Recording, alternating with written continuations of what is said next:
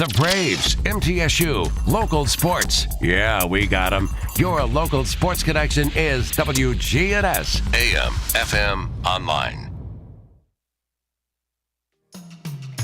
Turn to Turner Security. Hey, it's Brian, and we've relied on Turner Security for systems here at WGNS and Big G TV for many years. Their advanced security solutions with real-time monitoring and automation keep us safe. Plus, their expert IT service ensures our tech runs smoothly, from networks, computers to troubleshooting. Their team tailors solutions to our needs, and I highly recommend them for home or business solutions for you. Turn to Turner Security. We're the Good Neighbor Network, FM 101.9 and AM 1450 Murfreesboro, FM 100.5 Smyrna, audio and video streaming at wgnsradio.com. This is the Roundtable. A look at the news, views, politics, and people that are shaping Rutherford County. And good morning, everybody. Welcome to your Tuesday morning edition of the Roundtable Show with Rick and Wayne. Good morning, Wayne. How are you, buddy? Good morning, brother. I hope you had a great 4th. It did. Dodge rain. It was like World War III. I don't know where. Maybe it's the new fireworks they're making. I don't know, man. But Smyrna was rocking. It was till about 2 a.m. I didn't. It used to be when I was a kid, you quit at about 10. Yeah, I didn't. Mom and Dad would get on you. Not anymore. Yeah, that just around the clock. I had fun time on the boat. I think you were baling hay or working with hay. Got hay. Yeah. Gosh, I would. It's still in the barn. I ain't been able to get it off. I got to recruit some people. Well, that's. Mommy talked to Brian after the show. See, I'm sure he's done it a time or two. Yeah, I did it. I did for my grandfather and some of the farmers around Smyrna back in my youth. Used to make big money doing that. I thought, anyways. Well, tell you what. The only thing I think worse than baling hay is nailing up insulation inside a stud wall where those little strips and stuff like that where you tacked it in, and you just couldn't get the fiberglass to come out. You just itchy. But when you grabbed one of those hay bales and picked it up over your head and threw it up on the wagon or the truck or in the barn, it all just came down your back. Yeah. It was horrible. Well, that's like hauling hay. You know, the way the weather's been, you get out. I got out there early in the morning, and I cheat now because the guy has a thing called an accumulator, and it goes on the front of a tractor, and it grabs 10 bales at one time. So wow! He drives it around, and it accumulates 10 bales, and then it has little arms that grab it and clench it. It's like little claws of a hawk, and it picks it up, and he puts them on his trailer, and he hauls it to the barn. So I was loaded with 100 bales in about 7 minutes. So it was. Now I still have to manually take it off. It's 70 pounds 100 times, but 300 bales a year, and I get them 100 at a time, and it's pretty easy. I was happy to be floating on the lake. So I bet. Tell you what, there was a lot of people on the water. Yeah. This weekend, and of course, unfortunately, I think it's been 13 drownings across the state this year. So, which is tragic. And we were talking before the show. I was watching the people, the way they drive up and down the interstate. There were 4 fatalities this 4th of July weekend compared to, I think, 17 last year. And I guess it's just God intervened because, they sure drive crazy out there. I wonder if it's weather related, because, we got a lot of those pop-up afternoon showers this holiday season versus last year. Last year we were in a drought. I mean, they are just torrential rains when they pop up. They sure are. It's crazy. So, but happy to be in this air conditioning in this studio right now. So it's pretty nice.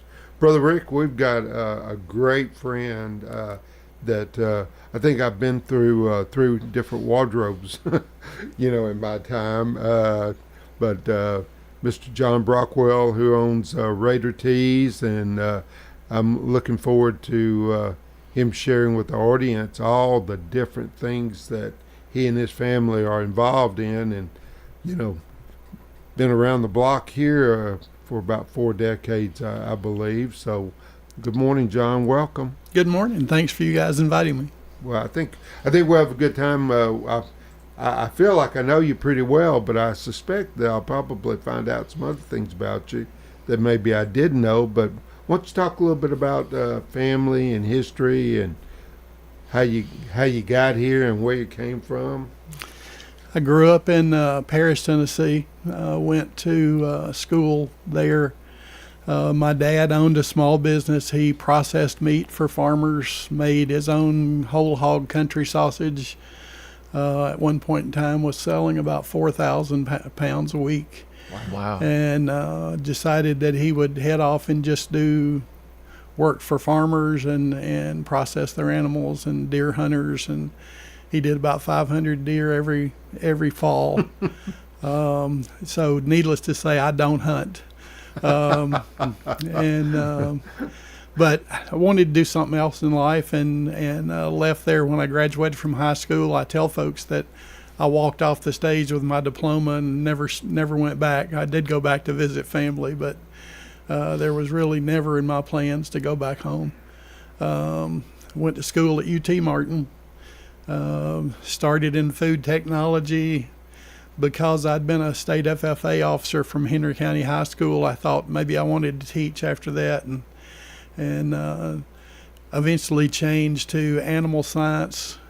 Graduated with my degree in animal science, and first job out of college was working for Tennessee Farmers Co-op. I worked in Trenton for 2 years on a training program, and then they brought me to Laverne to work as the new assistant manager of the animal health department. And did that for 2 years, and then spent the next 6 doing marketing for them, traveling the state, traveling the East Coast, basically going different places, developing programs, talking to farmers, talking to key employees. The last year I worked for them, I spent 103 nights in motels. And that didn't include the night that I had a farmer meeting in Pulaski and got home at midnight and just didn't want to spend the night there because I wanted to wake up. I started having children and wanted to wake up and eat breakfast with my daughters. And so that was one of the big decisions in making that I probably needed to work for myself. That's a pretty big jump from a guaranteed wage coming either, weekly or monthly.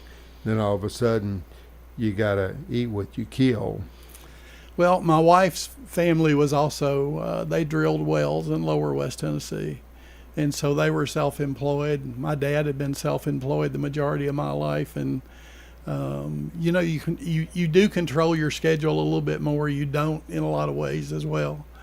But it was just a decision that my wife and I made.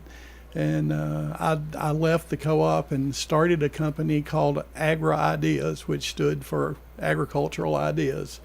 I'd had several national sales managers tell me that if you ever go into business for yourself, we'll start buying ideas from you. And 3 years into that process, we were doing over $1.5 million a year, selling everything from insulated coveralls to cruises to whatever we could help these folks promote their companies with. And my wife and I were talking one day, and it was like, well, the same thing's happening. I'm spending nights and nights away from home, and my customers were in Chicago and West Wego, Louisiana, in Atlanta and Syracuse, New York, and they all wanted to see you every couple of months. And so we had just started screen printing, and we decided that was the thing we needed to do. And so my wife was teaching at Walter Hill at the time, and she had taught at Laverne Primary before that. I had a really good friend who lived in Williamson County, and we were doing T-shirts for 22 elementary schools scattered across Middle Tennessee. Goodness. Then years later, TSSAA came knocking, and they became one of our biggest accounts for over 20 years.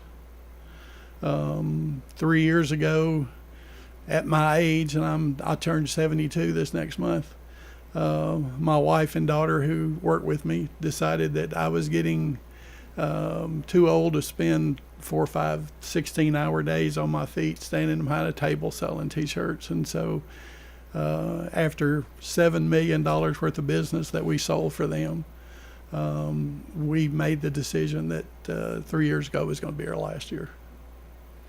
I bet they had they were hurting on that one, because replacing that kind of opportunity probably not that easy. Well, we spent about 60% of our business time with them, and it was a great account for us. It was a win-win situation for both of us. We put money in their account based on sales, and we sold tons of merchandise because we were out in front of people that were looking for things. And I had a blast doing it. I saw kids play high school football that ended up D1 college. Some of them have ended up in the pros. And you got to meet some terrific parents, some terrific coaches, terrific teachers and administrators, and a lot of the folks that get yelled at a lot, the officials. Those guys are, in most cases, they're just normal people once they take off that black and white shirt. That's right. But I had a blast doing it. I got to talk to a lot of folks, and of course, I guess that's part of being in business for yourself. I tell a lot of folks that I've made more money with my mouth than I ever have with my hands. So, I bet spring fling was quite a chore, though. Now, before we actually took the program over, it was run by Sam and Nelda Kerr, and after the first one, Nelda was talking to me one day that summer, and she was talking about they had trouble finding help. And typically the end of May with our school business, that was a really slow time. And so I told her, I said, look, this next year, I said, if you'll get me a room and you'll buy me one meal a day, I'll show up and I'll just work for you. And she agreed, probably a little bit too enthusiastically if I'd thought about later. Run a harder bargain, huh? It was in Chattanooga those first 9 years. And the first day we were there, I started at tennis. I worked at tennis from 9 o'clock to 4 o'clock, went to softball to help the guy who was working softball by himself. And I often tell folks, when I told him I was there to help him, I thought he was going to give me a hug. But and then I finished up that night. There was a baseball game that was running late, and they asked me to leave softball and go to baseball. But that was pretty much days at spring fling. You're constantly moving from one sport to another, just wherever you move. Gave me a whole different opinion of Chattanooga. Those 8 years that I worked there. When you used to drive into Chattanooga, the first thing you saw was all that rusted metal there at the foundry, and that was my opinion of Chattanooga. Sure. After working 8 years there for spring fling, I got to see the inside of the city and the downtown area and watch the area around the aquarium grow up, and met a lot of great folks there that helped us when we were working around there. And then spring fling moves to Memphis for 3 years, and all the issues that were going on there and what we ran into there when we moved there, and kids that had to drive all the way from Kingsport to compete in Chattanooga. And then the kids in Memphis who were complaining because they didn't get out of school, they had to just come and compete at their sport and go right back to school the next day. So it's always how you look at it, I guess.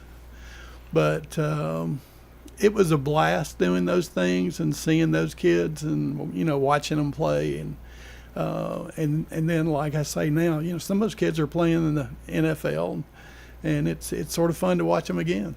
For people that don't know you or know what you do for a living, so kind of explain to them, like during spring fling, when you say you went and worked them, what were you doing, or what were y'all doing? We would set up the merchandise booth. That was our agreement with them. We would sell T-shirts, sweatshirts, shorts, hats, knit hats. One of the crazier things that we've talked about a lot lately is sweatshirts. We would go to spring fling, and we would sell 1,500 sweatshirts at spring fling, and that's the third week of May. And you would just I mean, you're trying to distribute things out, and But there's a yearly shirt, right? That there's kicks it off. well, and there's that's there, a there's hot an thing for people there's to an get. event shirt That's for right. every event. The shirt is different. Yeah. And then you find out certain things, like there's a cheer dance event. Well, we found out before I ever started running the program that a lot of cheerleaders don't like it to say dance on their shirt, and a lot of dancers don't want it to say cheer on their shirt. Really? And so the couple that was doing it before we took over, they did a cheer dance shirt. When we did it, all 21 years, we did a cheer shirt, and then we also did a dance shirt. Yeah. Logistically, I just, because as far as the screen printing, the merchandise, it's you, Teresa, Amy. That's the family. We've over the years, especially when we were doing TSSAA and all that, we would have 6 or 7 full-time employees. Okay. Now we're basically down to 3 full-time employees. We're doing we do a lot of stuff for MTSU. We do a lot of stuff for different high schools and different programs. We have a lot of businesses that we work with around the area that we provide T-shirts, hats, polo shirts, just whatever they're looking for. I know when I had my martial arts program, you did my T-shirts for me as well. So. Well, you're going to have to forgive me because I don't remember that. Well, that was only probably 10 years ago or something, so it's been a while. But the way you're explaining things, John, I've got a little familiarity with the soccer and the club realm of uniforms and ordering and the Stones River Club in Smyrna. You did things in a time to where you said they wanted to see you. And I had a buddy that, I took care of some horses for him, and he worked for Truck-A-Light. Well, he had a route that he would drive, and he basically had a sheet of paper, and you went in and checked the boxes of what you wanted and wrote the quantities, and he would take that thing, and it was an old carbon copy, and he would take it back, turn it in, and a week later a truck would show up and deliver the order. But he made that route, and it was that personal relationship that he had, where today it's the internet based, and they don't. What I found is how bad the orders were coming back wrong, because there wasn't that personal relationship. It was just all over the internet. You ordered everything, you checked it 4 times, and then you sent it, and it was correct. But by the time it got in, we had shirts the wrong size with the wrong numbers and the wrong, even I can think of where you had a pocket image and it was on the wrong side. Half the shirts would be on the left and half the shirts would be on the right, to where you had 2 different people doing them, and they just weren't paying attention to what the other one was doing. So I could see to where, like, your relationship with the organizations that you had is that they don't want to get rid of you because they're going to have to go to that kind of care, and it's not very good. It's cheaper probably, but it's not very good at all. Well, I think in a situation like we had, we totally dedicated ourselves to being at every event. Yeah. We never missed a day in 21 years. There was somebody set up at every event. Now, Wow. Spring Fling, for example, you had 2 baseball fields that were dedicated to private schools. Private schools don't buy near as much merchandise as public schools do, but there's reasons for it. They can't wear the T-shirts at school because most of them wear uniforms. Right. And so you it's just the way it works out. So Spring Fling, we would send one of our sales groups to, I think Wilson Central was one of the not Wilson Central. Well, there were 2 high schools that were dedicated, and we would send that group on Tuesday afternoon to one school. Wednesday morning they were at the next school. That afternoon they would be back at the original school. But all of the 8 schools that we worked that were public high schools, we had a booth, a table, a tent, and had 2 people working at every event. The last Spring Fling that we did, we had 14 booths and 34 people working. Because I know Spring Fling always struggles to get volunteers. Rutherford County has done a really good job. The Chamber's done a really good job of working and getting the volunteers that they need. I remember one of the years at Memphis, they had about 25% of the volunteers that they thought they would get, but they had a huge golf tournament coming up that weekend. Everybody wanted to work the golf tournament. So a lot of their volunteers were, they weren't going to be at both places. They were just going to be at one. I can't understand why you wouldn't do everything you could to try to get all of the events. I'm talking about TSSAA here in Middle Tennessee. Exactly what you said earlier. Students from Memphis or Chattanooga or Kingsport or Dyersburg, coming to Murfreesboro or even Nashville would be so much easier than having to drive all the way across the state from Memphis to Knoxville or Knoxville to Memphis. Well, when you look at, of course, Tennessee is one of those weird states. We're spread apart. We're a rectangle. we're definitely a rectangle, and we're an oblong rectangle where we're really long on both ends. Exactly. Those folks feel like some sports ought to be closer to them, and I understand that. But, Sure. When you do that, then the next thing you have to do is you have to compensate for that by having an event in the eastern portion of the state or in the western portion, and so somebody's going to have to drive. And those folks that live in East and West, we would always hear them say, well, it's not fair that we have to drive to Middle Tennessee all the time. And, I understand that. But we're not like Arkansas. We're not a square. Yeah. I would think that they would go, wait a minute, if I can go to Murfreesboro or go to Nashville and not have to drive all the way from Memphis to Knoxville to Memphis, I think I'll just be happy with Murfreesboro. Well, I alluded earlier to, we were at Memphis during the 3 years that Spring Fling was there, and this group of runners, teenage boys, came walking by, and they were complaining about stupid Memphis this and stupid Memphis that. And I said, wait a minute, guys, y'all are wearing Memphis T-shirts. And they said, well, yeah, but, our race is tonight. We had to go to school today. We get one meal out of this thing. Our coach takes us out for dinner for, a pregame meal. But we don't get out 2 or 3 days. These people we're running against, they've been out for 3 days. They've been relaxing. They've been relaxing in the hotel and at the pool and watching TV. They've been eating out every meal, and they said, we don't like it here. And so Ronnie Carter was head of TSSAA at the time, and I was telling him about this complaint. And we decided that the only way to make it fair for everybody was to host it in Lexington, Kentucky, so that everybody would have to drive. but that didn't work out either. Or Birmingham, huh? Yeah, that would work. But it was a fantastic thing. I really got sort of a backstage view of everything that goes on. Folks complain about having to pay to get in. Well, there's a lot of expense to putting on one of those events, one of those venues. Nobody lets you use their facilities for free. Sure. They've got to do maintenance. They've got to clean up afterwards. They've got to hire security. So it's expensive to run those events. And, $10, $15 to get in to see your kids participate in a possibility of getting a state championship, to me, is a bargain. You went through several TSSAA directors in your time, haven't you? I went through a couple. Ronnie Carter was the first. Then I went through the entire Bernard Childress reign that he was there. And then Mark Reeves took over, and I worked with, of course, I'd worked with Mark at other things, but I was there 1 year while Mark was there. I think the predecessor when I was in school was Mr. Bridges, if I recollect correctly.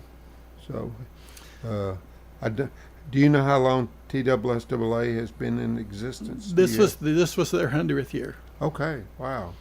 The reason I know that, they changed their logo, and we still do a lot of work for them. We do a lot of printing and embroidery for them for different meetings and things that they have. We did all of their supervisor shirts and hats for Spring Fling.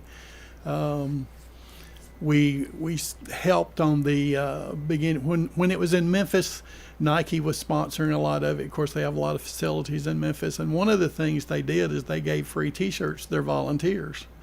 And a lot of the volunteers, that's sort of a thing. It gets you into other events.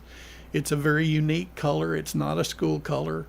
Has a unique design on the front. It has and it had Nike on the back of theirs. Well, when it was moved to Murfreesboro, we were talking about how to fund the volunteer shirts, because that was going to be an expense that the chamber had not thought about.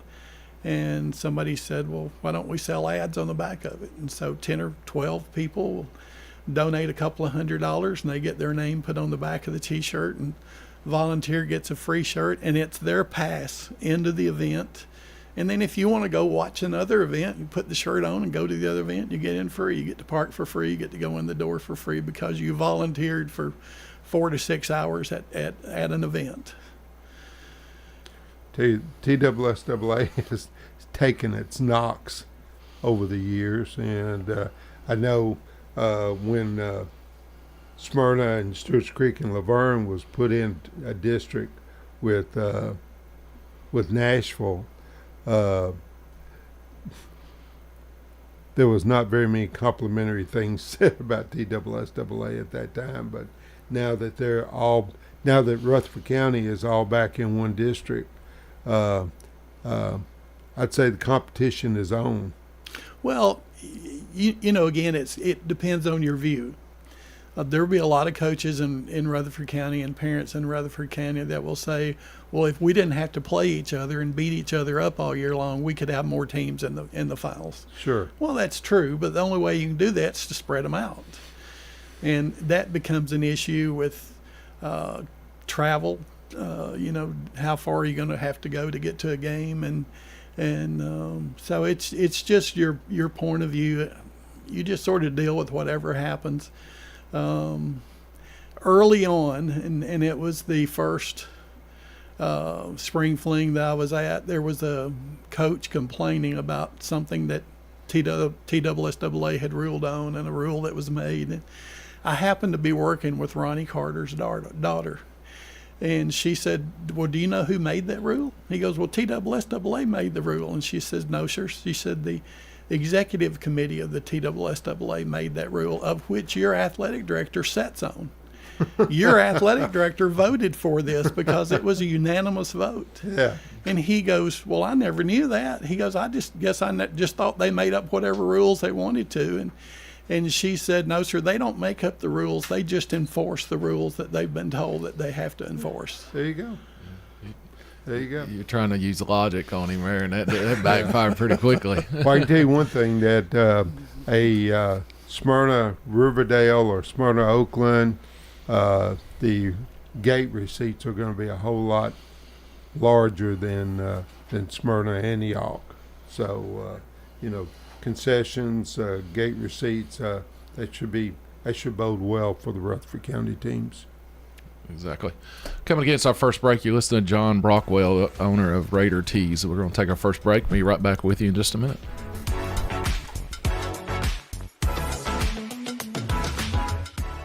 Hey, babe, let's stay in tonight. We're spending way too much money going out to eat.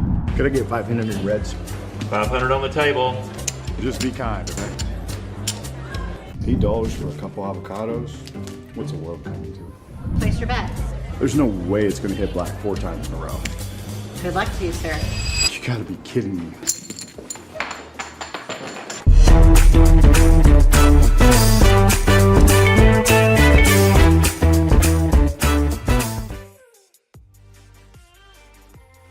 Choosing the right insurance can be overwhelming. That's where Rick Hall at Rayburn Insurance comes in.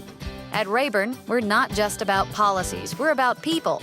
Rick Hall will take the time to understand your needs and find the best coverage at the best price. We've been serving our community since 1973. So why not let Rick Hall take the stress out of insurance? Rick Hall at Rayburn Insurance Agency, where you're more than just a policy number. You're our neighbors.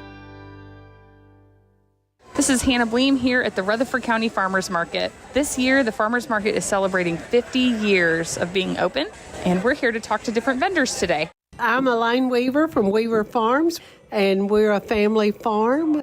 We raise beef, pork, and lamb, row crops, and we'll have sweet corn later on. We have been coming to the Rutherford County Market for 12 years with the meat, but we were coming with sweet corn but our meat business has really grown here in Rutherford County.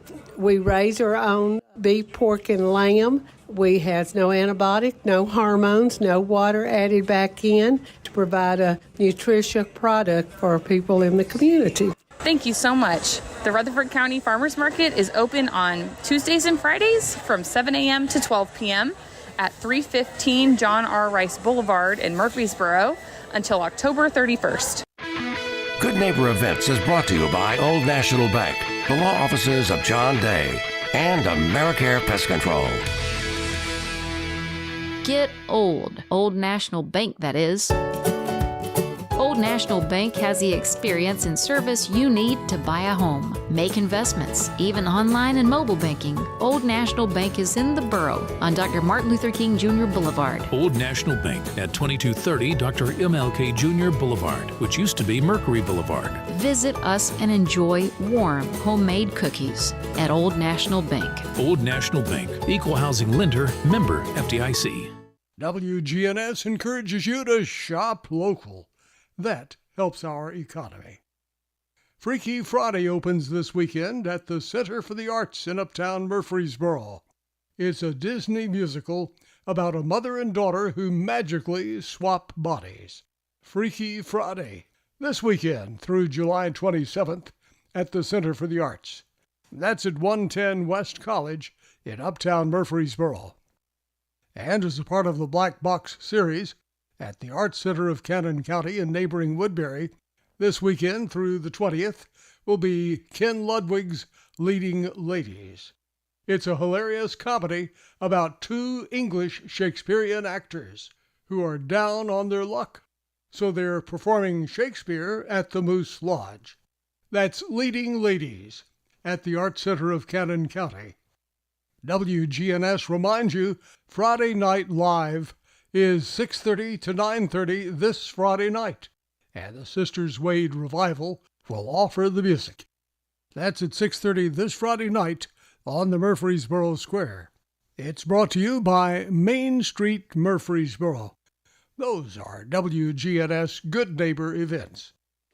Rutherford weather. Turn to Turner Security. Hey, it's Brian, and we've relied on Turner Security for systems here at WGNS and Big GTV for many years. Their advanced security solutions with real-time monitoring and automation keep us safe. Plus, their expert IT service ensures our tech runs smoothly, from networks, computers to troubleshooting. Their team tailors solutions to our needs, and I highly recommend them for home or business solutions for you. Turn to Turner Security. This is the Roundtable from News Radio WGNS on FM 101.9 and AM 1450 Murfreesboro, FM 100.5 Smyrna. Listen and watch at wgnsradio.com. And welcome back to the second segment of Tuesday Mornings with Rick and Wayne. And it's been our pleasure this morning to have the owner of Raider Tees, Mr. John Brockwell. Miss Teresa might want her name thrown into that category too, I suspect. She might. She might. You know, the neat thing for me is that probably I wear throughout the week, probably 80% of the time, I'm wearing something that I bought from you that has MTSU on it. And over the years, I have gone into restaurants or just different places, and they'll say, you teach at MTSU? And I kind of chuckle and say no, but if they ask me if I coach, I have to decide whether or not I want to be a fiddler or not. So, yeah, I coach linebackers, yeah. Now, John, I could say the same thing, but it's the hand-me-down wardrobe that I've got from Wayne now that I'm able to wear a lot more MTSU than I did. Yeah, but it's practically brand new because I had I got some T-shirts that are still folded up with the tags on them. No, I don't think so. Maybe so, though. I don't know. But I tell you what, I've enjoyed the apparel, for the last 20-plus years at least. Probably. So. Yeah, we actually considered about 30 years ago when I was traveling around the state calling on some of the companies that I sold stuff to. one of the things that I would always do, if there was a local sporting goods store, I'd always go into it. I always try to talk to somebody in management or the owner. And Red Turner out of Sparta, Tennessee, he told me, he said, why don't you get a license to print for Tennessee? And we thought about it for a while. And he said that the salesman back in those days before internet, he said, we don't ever see salesmen. We're too far off the interstate for somebody to come see us. And he said, you're going around. He said, you're in here like once, twice a year. He goes, you could sell all kinds of Tennessee merchandise if you wanted to. And so it was a thought. We started our application with the Collegiate Licensing Corporation out of Atlanta, run by Bill Battle. I was going to say, did Bill Battle? He started that company. He had been coach at Tennessee and was fired. We started looking at it, and about that time, life happens, and I decided I just didn't want to travel near that much, so I started my application. I'd sent in the $200 application fee. I'd filled out all the forms, and then I just stopped it.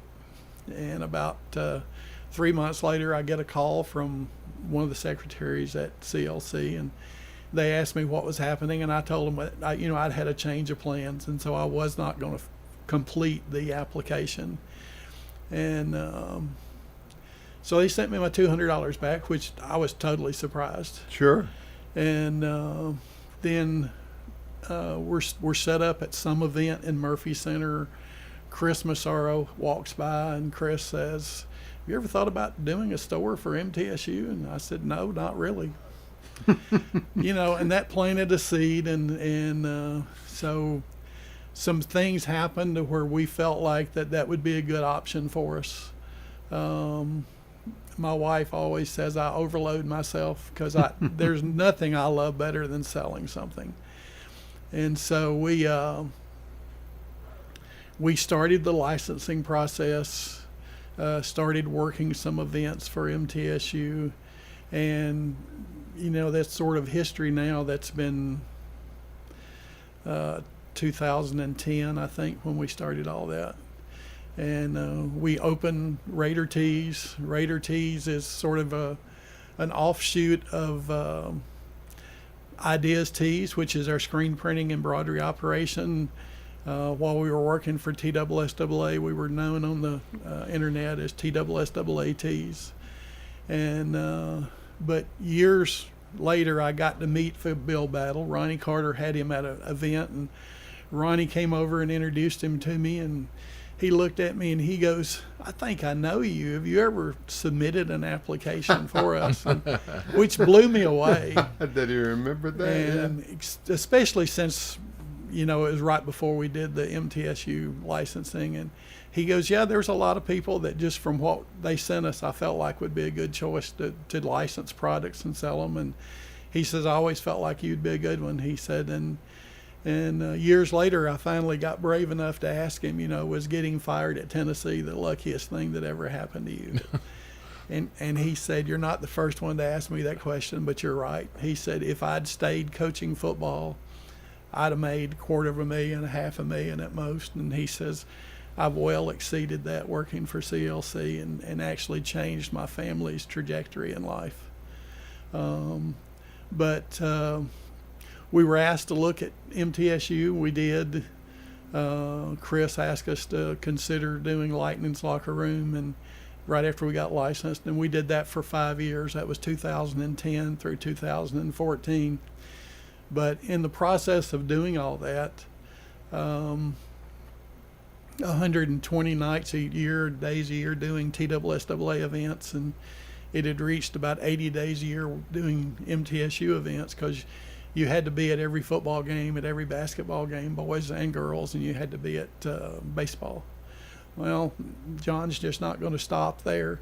We were doing some things for softball and volleyball and soccer and some of the other sports that we could go set a table up at 3 or 4 times a year and make those parents feel like that they were as valuable as the football and basketball parents. And but over 200 days a year was beginning to affect my health. and so we had to make a decision to stop something, and we stopped doing light in his locker room, but we expanded Raider Tees into what it's grown to today. We operated out of the Ridgely Road location behind Chewy's restaurant for 18 years. And the city bought the building, and we had to look somewhere else. And so we've now moved to behind Regions Bank, right across MTCS Road from their school. My daughter has 2 children going there, so that's great for her. Amy, the daughter that works for me, and it's been a lot of fun. You see the college students come in, you see their parents come in. A lot of the staff at MTSU actually sends their students to talk to us. I've been in there a number of times over the years, and other people, like you said, faculty, and I think I've run into a coach or two from time to time there as well. There's been quite a few. Right now we're helping the volleyball coach get ready for their camp, which starts next week, and they'll have about 3 weeks of camp. Yeah. We do their camp shirts. They run a little camp store, which they sell some additional merchandise to the kids that are coming to camp. So, and then we do stuff for soccer, women's basketball, men's basketball. We do a lot of sports with a lot of the folks, and we enjoy being part of the MTSU fan base. If there's a MTSU football game, we're open Saturday morning, and we're at the game Saturday afternoon or Saturday night. So I'm hopeful that with the new look with the north end zone, with the student athlete activity center, and I remember seeing some renditions of a plaza area between the Hall of Fame, the new activity center, and Murphy there, and I'm wondering if they're still doing that, because that was not a very attractive look when you came off of Greenland into the football field from that area. So I was hopeful that they were able to. I think they moved the dumpsters from that back area. I think that's right. That plaza is still part of the plans from what we've seen. But it's a fun event. We go to football. We hang out with a bunch of friends that we've developed over the years through church and everything. My wife has her master's from MTSU. My oldest daughter finished school there. The other 4 degrees that we have in our family are all UT Martin degrees. Wow. Okay. I keep saying the second hardest I've ever been hit in football. One was a practice when I was a freshman, and one was playing UT Martin. They had a linebacker, and all I remember his name was Hunter, and he hit me with a forearm shiver that knocked me into next week. So he could hunt, huh? He could hunt. He was a headhunter. Yes, sir. Yeah. You're listening to John Brockwell. He's the owner of Raider Tees, and I guess IDST is part of it too. And so I've if you've never got been a able local, to say that. I've had problems with enunciating ideas tees. It just doesn't flow for me. Well, we're happy to have John with us today. We're coming against our second break, so we're going to take a break and be right back with you in just a minute.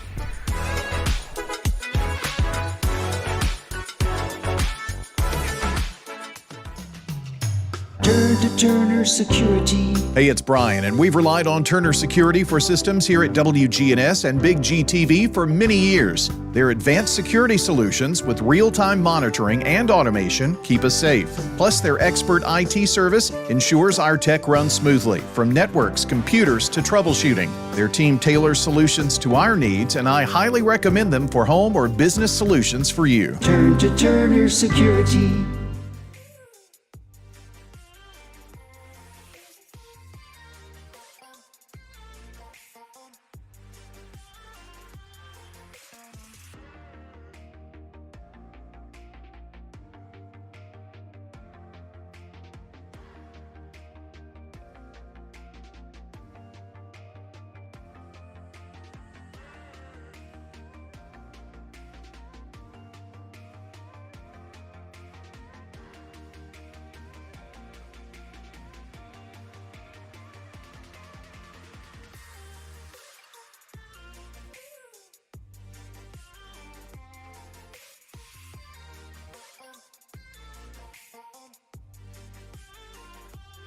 AutoQuote Explorer lets you easily compare direct rates from different insurance companies, so you can be confident you're getting the right one, even if it's not with Progressive. Way more confident than you were when you tried online gaming. Who knew 12-year-old boys could be so mean? And where did they learn to swear like that? 2 hours of losing to these underage trash talkers, and you're starting to question if maybe you really should stick to pickleball and other boomer stuff. So use Progressive's AutoQuote Explorer and be confident you're getting insurance that's right for you. Progressive Casualty Insurance Company and affiliates. Not available in all states or situations. Prices vary based on how you buy. This is the Roundtable from News Radio WGNS on FM 101.9 and AM 1450 Murfreesboro, FM 100.5 Smyrna. Listen and watch at wgnsradio.com. And welcome back to the third and final segment of Tuesday Mornings with Rick and Wayne. And this morning we have a great friend, Mr. John Brockwell, owner of, and Teresa's not here, but owners of Raider Tees. And great to have you this morning, John. Thank you. Thank you, Wayne. What do you want to talk about in this last segment? Anything new coming up? Any other than, of course, we know you have a new location. I came by the newest old location, and then y'all moved over. Y'all moved over moved over a section, and I've been to the newest section as well. So we moved into Suite C, which was 1,000 square feet. That was for the embroidery and the MTSU store, Raider Tees. And then we moved the screen printing shop into I&J, which gave us 2,000 square feet, which is a good size for us in the screen printing that we're doing today. We found out that C was too small, but we were talking to the billiard services group that was beside of us that was in A and B, and we decided we'd just swap locations. And so we've been there 2 weeks now. We still have a few displays that we need to fill up, a few corners that we need to figure out what we're going to do. But what we're attempting to do with our MTSU merchandise with the additional space is we're very sport specific. We have sport shirts that you might not think about. We have volleyball shirts, we have soccer shirts. We work with the coaches in most of those sports. Softball shirts, Coach Breeden sends his recruits by because we're the only place in town that carries softball merchandise. So parents can come by, fans can come by and buy merchandise. But we're also working with some of their club sports. 3 years ago, we started working with their ice hockey team. Now they're a club sport. This past year, they placed 4th in the country in their division, best year they've ever had. And they came to us 3 years ago, and they bought merchandise, and they took it and they sold it, and there were some issues with it because you got to find Wayne to get a medium T-shirt because Wayne's got them in the trunk of his car, and somebody wants to buy one, and I have a grandson that plays hockey for the junior pred, so I've got sort of a soft spot in my heart for hockey. Sure. And so when they came in 2 years ago, I said, guys, y'all just tell me how much money you want to make on the merchandise and let me sell it for you. Let me put it on our online store, RaiderTees.com, and we'll pay you for every garment we sell. And they said, well, we'd like to make $500 off of garments. And the first year we wrote them a check for $1,200. The second year we wrote them a check for $1,500. Wow. We go to some of their events and set up and sell merchandise at their events. We have a lot of the players and the parents that come by. A lot of their student fans come by and see us because they can come by and pick it up right off the shelf and take it with them. This past year we've started working with rugby. And something that I've always wanted to do, but we've never really had the space to do, is to look at doing academic shirts as well. We do about 6 or 7 years ago, one of the instructors with aerospace came by to see us, and we've been doing shirts for them ever since then. We have a whole row of aerospace merchandise. I would think concrete management and the nursing school. I mean, I would think there would be some real opportunities there with those successful programs. The one thing that I will not infringe upon, if there is a student group or if the department itself is actually selling shirts, I don't want to. Oh, do some of those do those? Concrete Industry Management does that. Okay. And we actually do a lot of merchandise for them, but they sell it to the students themselves. Okay. Education and nursing are probably the two next fields that we're looking at. But we do band, which is an academic field. Okay. You know, and it's been a good thing for us. We've actually got extra room now that we're trying to figure out what can we put in there, and so we're trying to make the most use of the space that we have. And I'd like to give a shout out to the band. I've never been a big band fan, you know, at ball games, but I love MTSU's band. They look like they're one big family. They're jumping around. They're active. They look like they're happy to be there and to be together. And they're just the closer I can get to them and hear them and watch them interact, it just makes the football game or the basketball game, if it's the pep band, makes it that much more fun for me. They do have a lot of fun. It's and we do a lot of stuff. We get band members that come to us every year, and they bring freshmen and sophomores in to show them that there is a place where they can actually come and buy band gear, just a T-shirt or a shirt that says band parent, or we have hats, we have Christmas ornaments that say band, we have wall art that says band. So you're always looking for something that's a little bit different. We're licensed through CLC to do MTSU merchandise, and MTSU gets a portion of everything that we sell. So that's a good deal for us. You guys were talking about trading merchandise. One of the bright spots of when we were doing TSSAA merchandise is every year we would end up with 2,000 T-shirts that we didn't sell at events, because if it didn't sell, it'd go in our online store. If it didn't sell there, we were stuck with it, and we were always looking for places to send it.